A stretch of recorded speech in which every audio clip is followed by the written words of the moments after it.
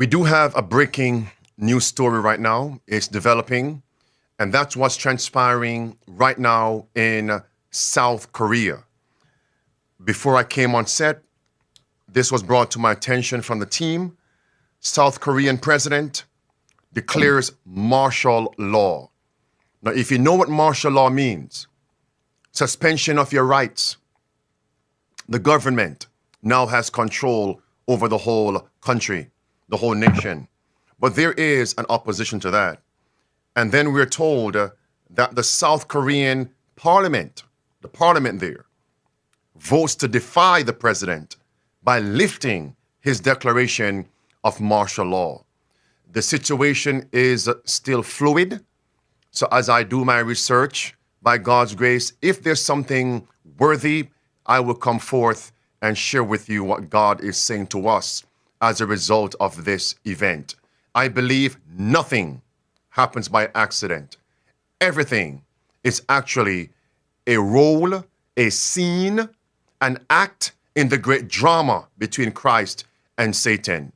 And the last act in the drama is upon us. Now, some may be asking, will the United States get involved? I don't know. I don't know.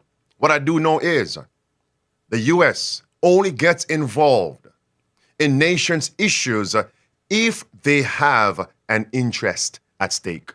Remember, Henry Kissinger once said, America has no permanent friends, only interests. With that in mind, we have come to Midday Power Surge. I want to thank you for joining us. And today, we are going to be covering some solemn themes. Number one, proof. The mark of Satan, the mark of the beast, proof will be implemented nationally here in America first, and then internationally.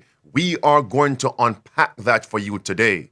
And secondly, there is no doubt, headline reads, there's no doubt that the incoming president here in America will implement Project 2025, and that is Donald Trump. What do all these things mean based on end-time prophecies in the scriptures? What do all these things say to God's people in the last days as it pertains to the work of preparation, implementing those 5 keys of survival? You have to stay tuned. And today I do have a special guest, no stranger, Marie Diaz from Eyes on the Times. Let's get right into it, Marie. What are you focused on based on current events, fulfilling end-time Bible prophecies? Marie. Well, Pastor, as you rightly stated, it is official. The leader of Project 2025 has stated that Project 2025 is the agenda and that President-elect Trump will be implementing their agenda. And so this has great implications for all of God's people. And we're going to dive right into that. So let's just take a look at this first headline, which is coming from Media Matters. And here it says, Heritage President Kevin Roberts says there's no doubt that Trump will implement Project 2025. You know, now this is quite a 180 when we're considering the remarks and statements that President Trump said prior to his election. And, you know, obviously the head of Heritage is contradicting what President-elect has said. And so the question we have to ask ourselves is, why is he so confident? Why is he able to make these remarks? And I'm going to submit to you that it's because he has everything in place that he needs to be able to fulfill their agenda. And so in order for us, again, to be able to understand the significance of what we're covering today, I think it's important for us to break down into great detail what the Heritage Foundation think tank, what they actually do in order for them to be able to move forward with their agenda. So we're going to take a look at several clips, and we're going to, give some brief commentary in between each clip. So let's take a listen to this first clip here. Here it is. Clip 1. We're a public policy organization, so like other think tanks, we research policies. We work on every policy issue in the United States and also have a significant international presence. There are about 350 full-time employees. We're the largest conservative think tank in the world, best as I can tell. We don't exist to be the largest, but we've become that over the last 50 years because in addition to doing research, what makes us distinctive is that we also advocate for it. And so in Washington, we have a team of lobbyists who go and advocate for good legislation and work against bad legislation. So rather than the sort of quasi-university approach of most think tanks, there's a component to our work which is really focused on action. In fact, we have a sister organization, which I also lead, called Heritage Action. That's a whole lot in that one remark. Marie. Yes. And so a couple of things that I want to underscore, which he mentioned in the clip there, is the fact that their think tank, they craft policies, right? And the purpose of crafting these policies, obviously, is because they want to implement them. And he went on to say what makes the distinction between his think tank and other think tanks is the fact that they advocate the legislation of their policies. And so, of course, as we go through this presentation, you're going to see why that is significant. The other thing that we want to mention here is that their focus isn't solely on the federal level, but they're also going to help to implement policies through the state legislators as well. And so let's take a listen to the next clip where he's going to underscore this. Before we go there, once I heard that clip, he just stated that they are the largest think tank, not only in America, internationally. Let that sink in. So whatever their policy is, whatever their goal is, it's not only for America, it's for the whole world. So let's say, before we prove it, that they want to join church and state in America. What is their agenda internationally? Join church and state. Let's say they want to implement Sunday worship by law in America, Sunday rest by law in America. What is the agenda globally? Sunday rest. This is the largest think tank, the largest policy-making organization on the top side of the earth. Why aren't we focused on this organization? Why not?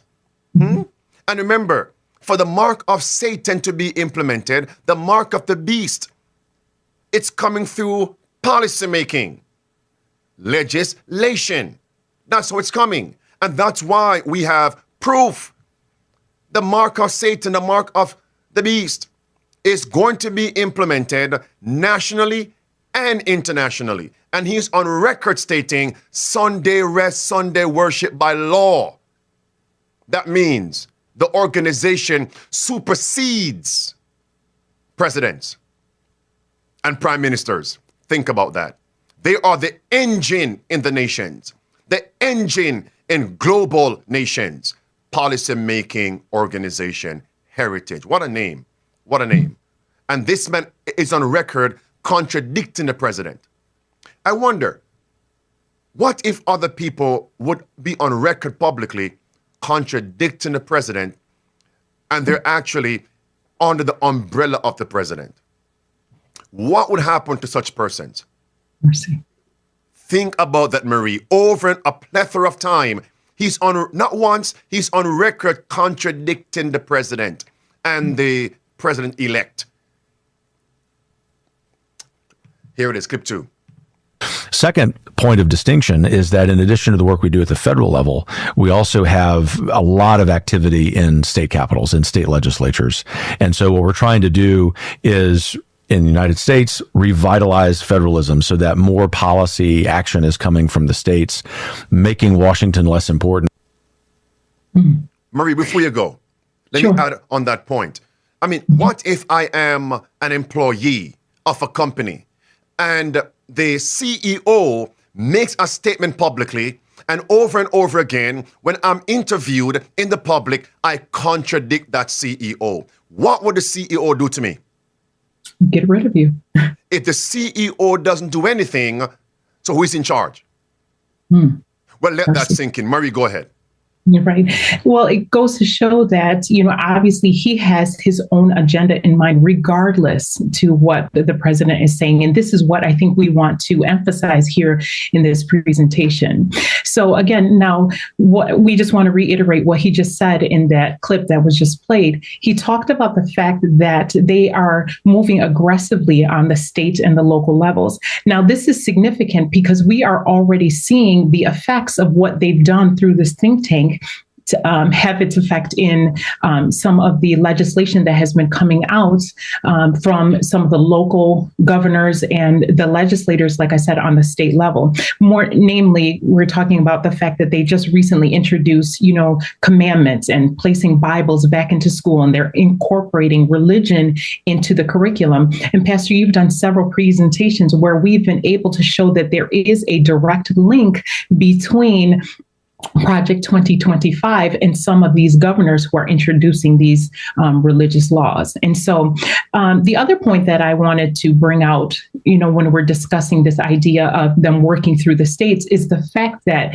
Jonathan Berry, who has been working hand in hand with Project 2025, in fact, he wrote the labor standard portion of the Project 2025. And he states that in that they want to be able to legislate Sunday rest laws, Sabbath laws, and that they aren't looking to implement it at the federal level, but at the state level. And so again, this is important for us to bear in mind as we're looking at this through the lens of prophecy, to see how the Sunday law movement is going to gain its footing. It's not going to happen at the federal level. We saw this take place also with the introduction of same-sex union laws, right? It happened state by state. And once it had gone into a majority of the states, then they were able to legislate it at the federal level. And so this is why it's important for us to keep our eyes on the movements that are taking place at the local levels, because I believe this is where, the grassroots, and if you really think about it, right,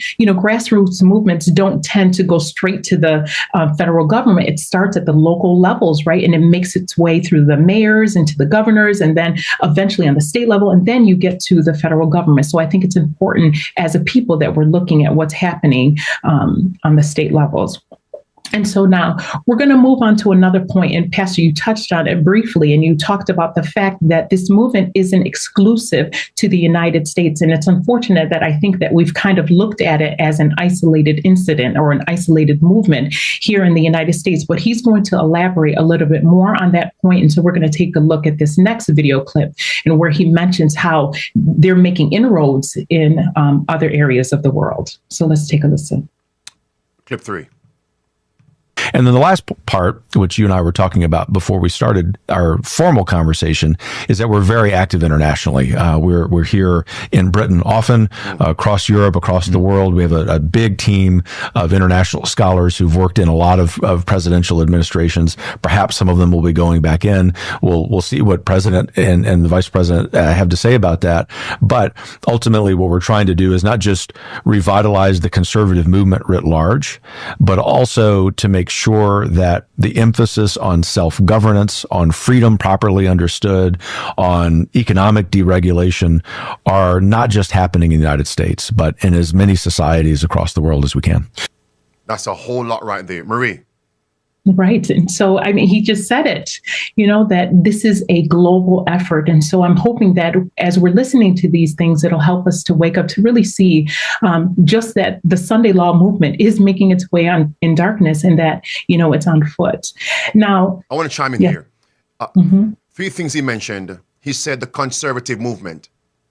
And many people who are not familiar with his previous statements would take that to mean Heritage Foundation, Kevin Roberts, and Project 2025 mandate for leadership is simply connected to the conservative wing of politics. But if you recall, he was on an interview and he actually stated whether it was the donkey party who won or the elephant party, it does not matter, because when it comes onto policy making in America, they, elephant, donkey, have to come to us. That's startling right there. So when you go overseas, it's the same template. Number 2, he mentioned about economics. Do you realize how he blended both? He's talking about conservative movement, religion, and the government overseeing religion in America, and then he mentioned economics. That is the mark of the beast, template and system. You can't buy or sell except you worship falsely. And lastly, I want to get your point on this, because in this clip he mentioned that we are for freedom. If someone were to retort and say, well, it's right, he just said he wants freedom for everybody, what would you say? Of course, they tell you that they want freedom for everyone, but it's freedom as long as you're abiding by what they say is right, how they say that you ought to worship. And of course, we have to look at everything through the lens of the Bible and the spirit of prophecy to see where these things are tending. And so that's how I would address that. You may move on. Yes. And so now we're going to move forward here.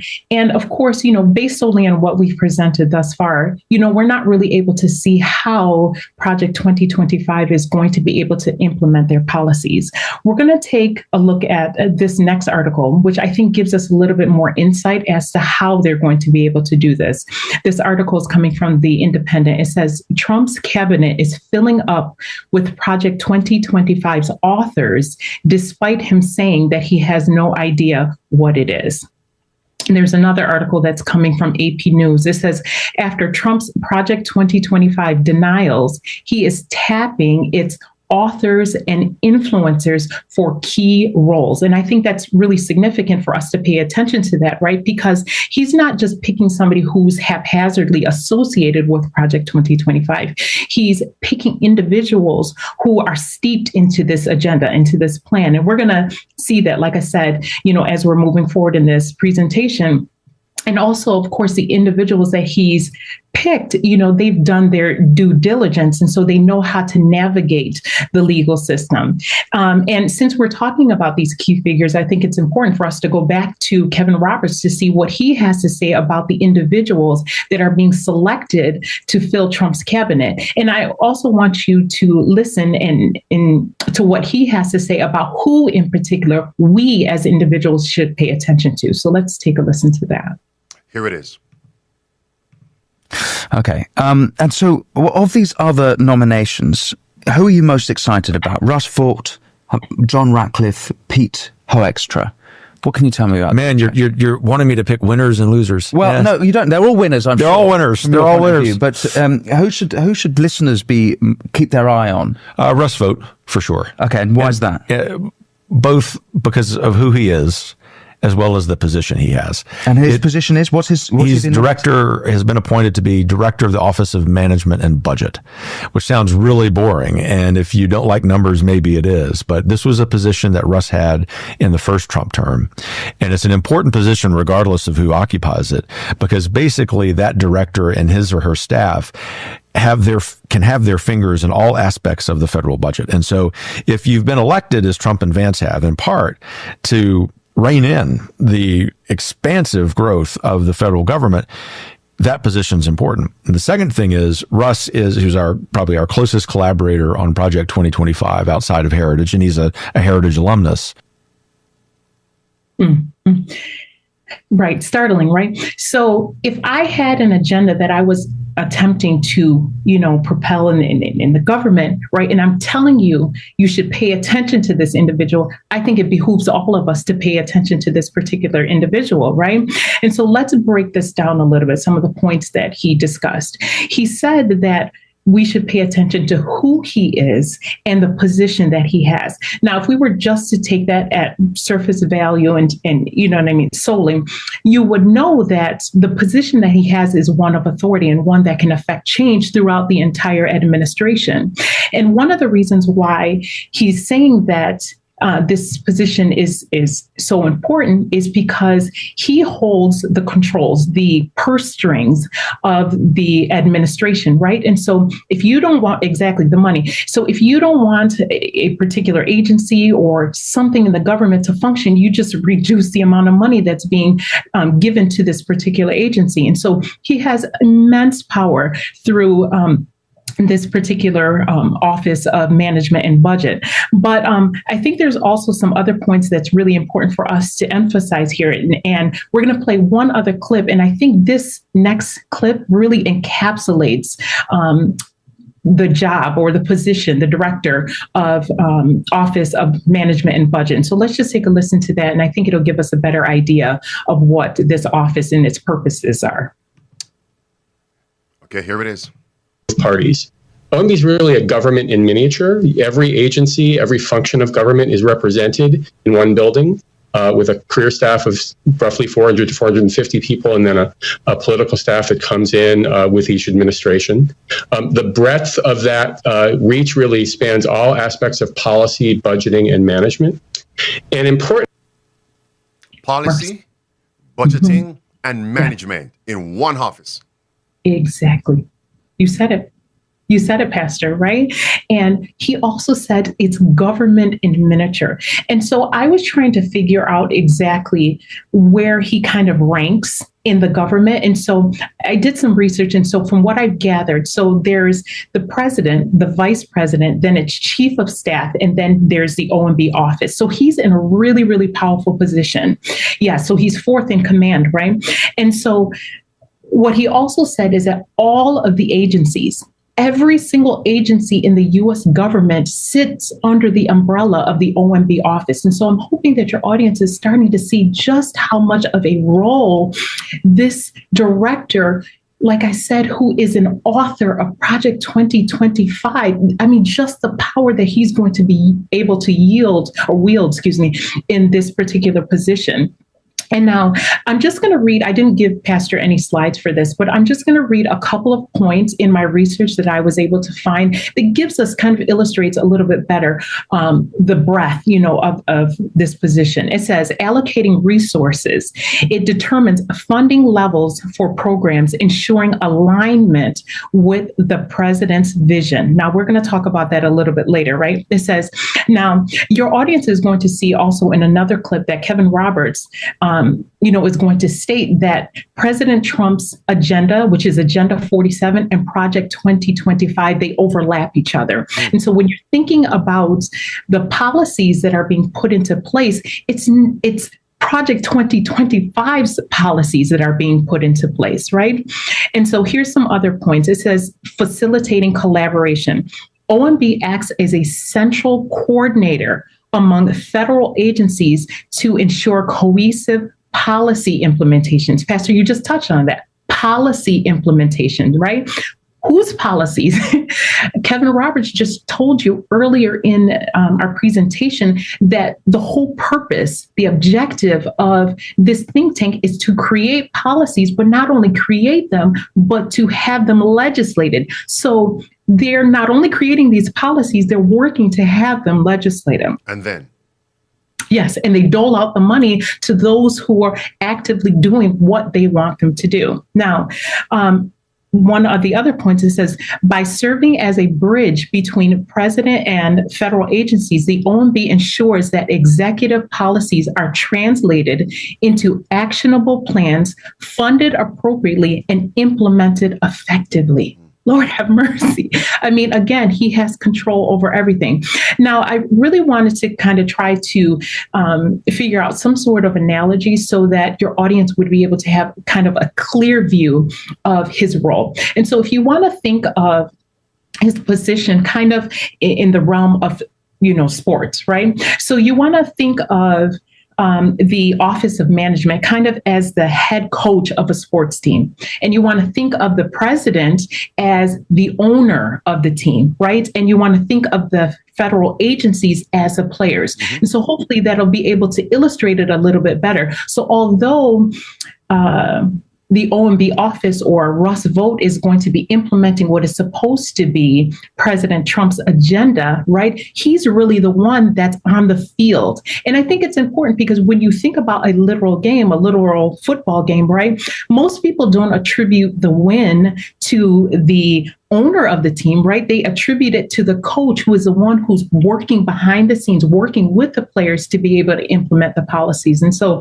it's just something that's really scary to think of the power that Project 2025 is going to wield through Russ Vought in this particular position. I don't know, Pastor, if you had anything else that you wanted to add here before I go to my next point. Continue. Okay. Now, when I was thinking about this as I was going through my presentation, there were a couple of thoughts that were going through my mind, because I'm always trying to look for the biblical significance, trying to see if there are any parallels in this. And of course, we've, in past presentations, we've discussed the fact that there are some similarities between King Darius and his counselors crafting policies, and and obviously he was able to get it signed into law, and thus it resulted in the persecution of Daniel in the lion's den. But I saw another parallel, and I was thinking about King Ahasuerus, right? And Haman, and how Haman worked for King Ahasuerus, right? And because Mordecai wouldn't pay homage or obeisance to Haman, right? He was able to devise a plan, and he was able to then go to the king, who decreed, right? And was able to have a law legislated, right? Which essentially caused or was designed to get rid of God's people. And so, and of course, I'm looking at this, I'm looking at the parallels, and I'm thinking about what's going to happen in the future. And so if you place the players where they're supposed to be, right, you have, Russ Vought in a similar position to Haman, right? He's working hand in hand with the king. And at some point, there's going to be some sort of legislation, some sort of law that's going to come out, a death decree, essentially, right? For those who refuse to pay homage, not only to Haman, but to this entire system. So there's definitely some parallels there. And again, I think this is why it's so important for us to make sure that we're paying attention to what's happening with Project 2025 and seeing the correlation from a biblical perspective. All right. And Russ Vought is a faithful Seventh-day Adventist, right? And Kevin Roberts is a staunch Orthodox Seventh-day Adventist, correct? No, sir. So we look at Kevin Roberts' heritage. Cowboy Catholic is his title. Cowboy. I'm not sure who the Indians are, but Cowboy Catholic. And he calls up the Vatican, the Pope, Mother Church, that the policies he's implementing comes from Mother Church. Everybody watch this now. So since the policies are coming from Mother Church, that means the actual policies of America are going to be Roman Catholic policies. Now, you may have a vehicle, because since Marie's using all these analogies, you can have a vehicle. And a good mechanic and body man can pull that vehicle down and a different exterior, but you judge the effectiveness of that vehicle by its engine. The engine. Most important thing, the engine. Then you can talk about transmission, etc. Engine. Engine, the policies of America. So if America is going to form, Marie, an image to popery, what should we begin to see? Talk to us. The same things that were happening in the Catholic Church are the same things that you're going to see implemented here in the United States. So we're now seeing the formation of the image of the beast based on policies. The policies of popery and Jesuitism are now being rolled out in America. So very, very soon, Revelation 13:11 will be fulfilled. America will speak as a dragon. Verse 13 through 14, form that image. Church controlling state, just as in popery. The church controls the state as it was in the old world. Church controls state and persecuted all dissenters. And the Bible says it's going to happen in America. Inspiration says Roman Catholic principles will be taken under the care and protection of the United States of America. Then we're told national apostasy will lead to national ruin, a Sunday law crisis. Marie, continue. Mercy. So we're going to play another clip. And in this clip, the host and Kevin Roberts are going to discuss, again, the importance of this role that Russ Vought is going to fill.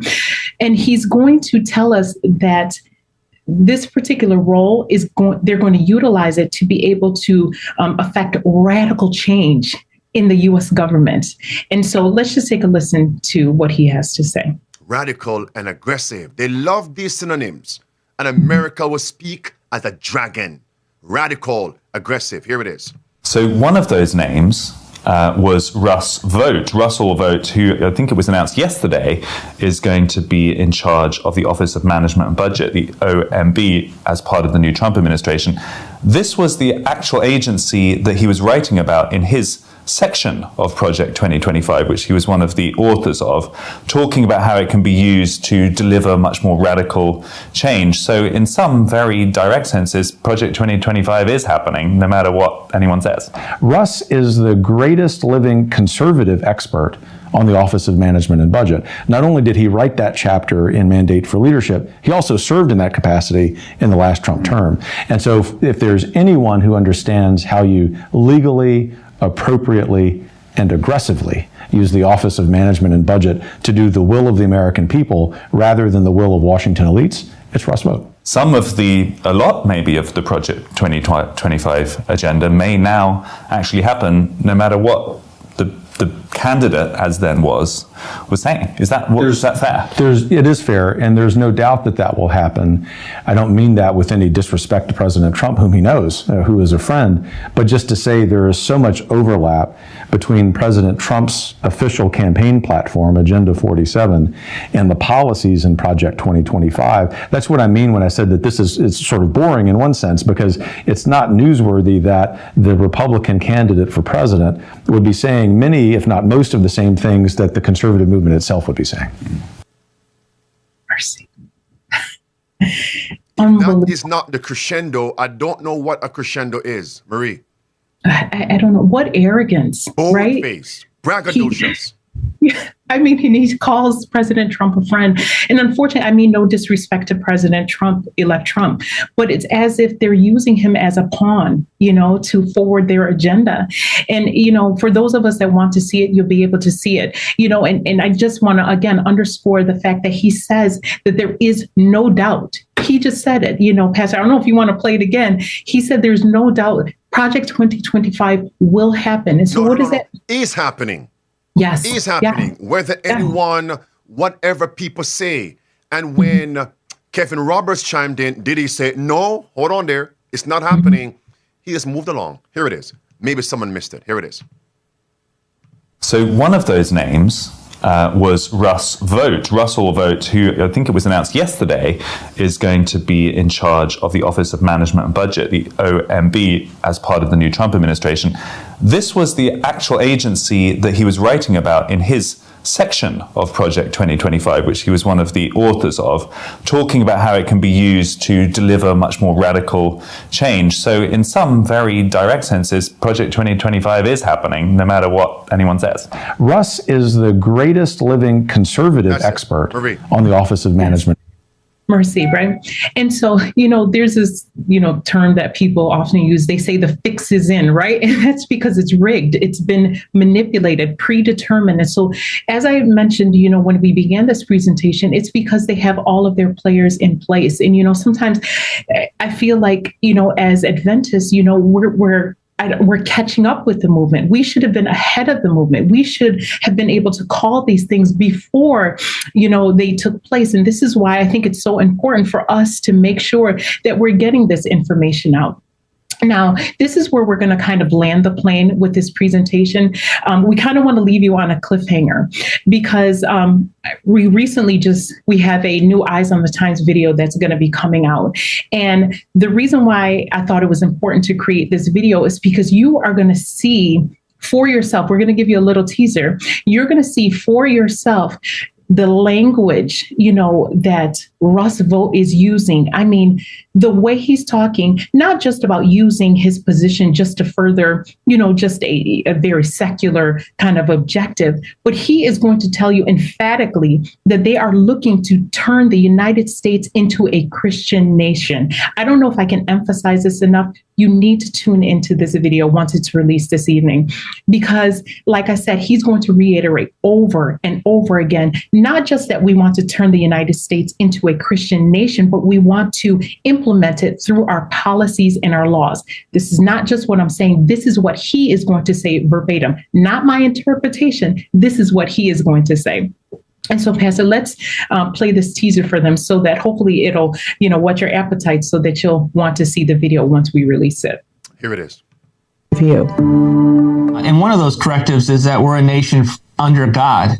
So we talk about being a nation that's for God. That's a consensus that we want to renew in this country, that we have religious liberty, but it cannot come from this notion that a country isn't understanding the reality that it has to obey God, and there is only one true God, and that is Jesus Christ our Lord. You hit upon the first priority of our organization is to regain a notion in this country, a consensus that we're not a secular country, that we are a Christian nation as founded, and that should be shared by everyone, even if they have religious liberty for another faith, but that to the extent that you don't have that consensus, you have a culture and a nation that just disintegrates. So I want to make sure that we can say we're a Christian nation, and my viewpoint is mostly that I would probably be Christian nationism. That's pretty close to Christian nationalism. Can we, if we're going to have legal immigration, can we get people that actually believe in Christianity? Is that something? So that is a big part of what we do, is reestablishing that notion in our public policy, and to be able to argue on the basis of public policy those certain truths. And that truth comes from Revelation. And that doesn't mean that everyone agrees with it, but can we at least have Christians in the public policy realm that argue from their perspective that they hold, as opposed to kind of this Christian secularism. You heard it for yourself. They heard it. I don't know what else. And again, in context of what we just presented, Kevin Roberts is elated that Russ Vought has been put into this position. He is fourth in command. We talked about the fact that they are going to use this position to affect radical change throughout the government. And he just told you their objective is to implement religious laws. I don't know how else, we can make it any plainer than we already have. And we've already talked about the fact that a integral part of Project 2025 is to legislate Sunday laws. I mean, it's here, Pastor. I don't know if there's anything else that you want to say. Oh, yes. I have a lot more to say. Okay. But what I want to do, I don't want this video to extend too long. I want them to go and watch the video. I'm going to give a time when that video is going to be released. If you notice, Russell Vought just stated that their agenda, you can call it Christian nationism, and then he said it's very close to Christian nationalism. He said that. The same Russell Vought who actually said, I don't want to serve with anybody who is not willing to make sacrifices or even shed their blood for this cause. He actually said we as men of this movement should be willing to call our wives and families and say, listen, we might not return home for several days because we are on a mission here and we're willing to give our lives even to die. That's what he said. Aggressive movement. And since this is happening in America, can you imagine what's happening in, let's say, the UK? Because they span the whole world. Now, notice what, I want to put something in the record here. Not yet, preacher. I want to go to something just to tie this in. You tie this in. Here is a Christian nationalist, one of the leading voices, Stephen Wolfe, and hear what he said about J.D. Vance. Very similar. So you have J.D. Vance, Stephen Wolfe, and Stephen Wolfe is saying J.D. Vance is in our circle. Stephen Wolf is Christian nationalist. Russ Vogt just said we are akin to Christian nationalism. Once I confirm this, then let's take a look at what Christian nationalists are pushing. Watch this. You know, our separation from Vance is not that far. I can't. Clip 2. But I think within the network of friends in the kind of new right, network, I think he's connected to that. So they're all connected. Now, here is what they all believe and what the agenda is. Here is a Christian nationalist. My argument. You're not punishing for the sin of unbelief that's outwardly expressed. This one. The best critique is basically that what you're doing is it's a de facto privileging of Christianity, because which religion has the Sabbath on Sunday? Well, it's Christianity, and so you're not doing it on Saturday. You're not doing it. So you're don't argue with us. We're simply playing what they have said contextually. Listen now. So when they say freedom, Marie, it's you'll have freedom if you go along with our agenda. That's Revelation 13. It doesn't say you can buy or sell. You can buy or sell if you refuse the mark of the beast. So you have freedom to buy and sell only if you go along with the agenda.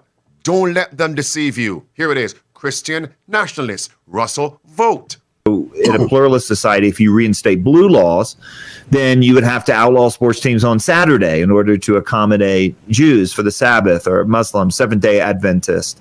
So how do you kind of thread that needle? Well, we're not obligated to satisfy every group under the sun. You have to make these judgments. Okay, Marie, any closing thoughts here? Because I want them to go watch the video we're going to release shortly. Sure. And, I actually want to comment on that as well. I really am encouraging your audience to take a look at the Eyes on the Times video, not simply because I've created it, but because I think it can be a tool to be able to assist others to be able to understand where we are in this movement. The Eyes on the Times videos are actually really personal to me. And the reason why it's really personal is because, little testimony, when I converted to Adventism, some 10 plus years ago, it was because somebody created a video. And, as a former Sunday keeper, we weren't allowed to look at other sermons from other denominations. And providentially, it was because a non-Adventist gave me this video and said, hey, you should look into this video. It was a video that had like 1 million views. And it was this very simple video. And it was called something like the mark of the beast isn't a microchip. And I was determined to prove this video wrong. And it was that video that precipitated my walk, my conversion to Adventism. So like I said, this is why these videos are very personal to me, because there are some individuals that aren't going to listen to a lengthy sermon. They're not going to sit down and do a Bible study with you, and they can't fight with a video. And so, if you can, I'm asking you to please share it with others. But I did want to share another point, actually 2 quotes from the Spirit of Prophecy, just to kind of give this a boost. It says in The Great Controversy, page 605, paragraph 3, she says, heretofore, those who have presented the truth of the third angel's message have often been regarded as mere alarmists. Their predictions that religious intolerance would gain control in the United States that the church and state would unite to persecute those who keep the commandments of God have been pronounced groundless and absurd. It has been confidently declared that this land could never become more than what it has been, the defender of religious freedom. But, and this is why it's so important to present these things, she says, but as the question of enforcing Sunday observance is widely agitated, this is what we're seeing now. She says, the event so long doubted and disbelieved is seen to be approaching, and the third message will produce an effect which it could not have had before. So we've been preaching this message for years, right? And people are like, yes, I hear you, I hear you. But it's because the agitations weren't as such to be able to give the message impetus. And so when you're sharing these messages, when you're showing how Bible is being fulfilled, this is what's going to give that third message impetus. But like I said, I also wanted to share one other quote from Christ Object Lesson. And this is something that I hold very near and dear to my heart, because sometimes you're sharing these truths with your friends, your family members, and it seems that it's not, you haven't seen their conversion. They're not accepting the message. I want you to take this to heart. She says, speaking of the word, the good seed may for a time lie unnoticed in a cold, selfish, worldly heart, giving no evidence that it has taken root. But afterward, as the Spirit of God breathes on the soul, the hidden seed springs up and at last bears fruit to the glory of God. It is our life work. In our life work, we know not which shall prosper, this or that. This is not a question for us to settle. We are to do our work and leave the result with God. And I believe that, right? I believe that if you plant the seed, God will water, God will give it sunshine. And at the appointed time, that seed will bear fruit. So I yield back to you, Pastor. In closing, if someone is going to doubt that statement in the book, Great Controversy, page 605, the scripture that is a nail in a sure place for what we're covering, the policy making, is Daniel chapter 8. And once you walk down and analyze, explain the symbols, verse 23 through verse 25 is the papacy. And verse number 24, his power shall be mighty, but not by his own power. He shall destroy wonderfully, prosper, and practice, destroy the mighty and holy people. How will he practice? How will he prosper? Verse 25, and through his policy also, he shall cause craft to prosper in his hand. What's the key word right there, Marie? Craft, policy. So prosper, That's Lord it. have mercy. That's it. The crafty policies. So you won't see the papacy in the front, like Jezebel behind the curtains, Herodias behind the curtains. But she's working through others based on crafty policies. So what we need to do now is look at what movement is the premier policy crafting, policy implementing organization in America. And that's what we're doing. Based on the prophecy, which organization nationally, globally, is the one spearheading policies? Heritage Foundation. That's the nail right there. And then we're told once you see that, the second coming of Christ is near, because then that papal power is going to regain power. My quotation, Marie, as you gave the statement from Christ Object Lessons, my recent quote, which I have drawn much strength from, and I have pledged to God, I'm going to share it as frequently as possible, is Life Sketches, page 196. For we have nothing to fear for the future, except we forget. We have nothing to fear for the future, except we shall forget how the Lord has led. Ebenezer's, why fear now and in the future when you can look back at the great blessings in the past to draw strength today? 2 Corinthians chapter 4, verse 7 through verse 9. Marie, we're troubled on every side, but not distressed, perplexed, but not in despair, persecuted, not forsaken, cast down, not destroyed. At this time, we're going to release that video at 3 p.m. Eastern. Marie, what do you think? I think that sounds good. All right, 3 p.m. Eastern, everybody. I'm going to release that video 3 p.m. Eastern right here on the platform. So please, you know what to do with it. Share it, all right? And if you're new here, please consider subscribing, joining, not subscribe to me. You're subscribing to God's movement, one of God's platforms here, and click that bell for notification.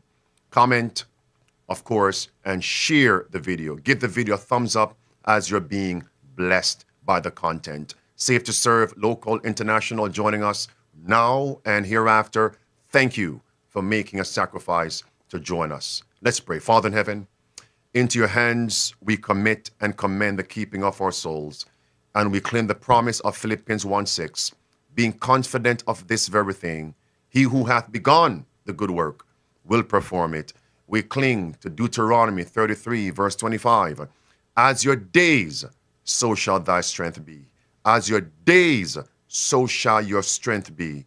Thank you, dear Jesus. Keep us faithful as we implement by your grace the 5 keys of survival, is our prayer. In the name of Jesus Christ, amen. Beloved, beloved, beloved, thank you again for joining us, Marie. Thank you. All right, friends. By God's grace, stay tuned for that video at 3 p.m. I'll see you tomorrow at 12 noon Eastern for Midday Power Surge. Remain faithful, remain ready, get others ready. The protest, the Reformation continues.